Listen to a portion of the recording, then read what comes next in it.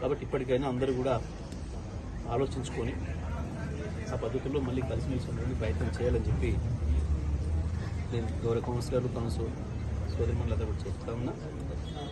నిజమే ఒక సందర్భం వచ్చింది, ఒకరి అభిప్రాయం ఇంకొకరికి ఉండాలని లేదు, ఎవరి అభిప్రాయం వాళ్ళు వ్యక్తీకరిస్తారు.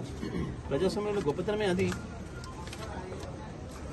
మేము మా అభిప్రాయాన్ని నువ్వు చెప్పలేదు కాబట్టి నీ ఇంటి మీద దాడి చేస్తాం, మీ మీద దాడి చేస్తామంటే అదేం పద్ధతి అవుతుంది? మీ కారణాలు మీకుంటాయి, వాళ్ళ కారణాలు వాళ్ళకు ఉంటాయి. ఒక్కొక్క మనిషిని ఇష్టపడడానికి, ఒక మనిషిని వ్యతిరేకించడానికి ఎవరి కారణం వాళ్ళకు ఉంటుంది. పైగా ఆమె బీఆర్ఎస్ పార్టీకి సంబంధించిన బీఆర్ఎస్ మీద గెలిచిన కౌన్సిలర్. సార్ ప్రస్తుతం ఇప్పుడు ఏదో కారణం చేత పోయి ఉండొచ్చు, ఇతర పార్టీకి పోయింది, నేనే కక్ష పెంచుకోలేదే.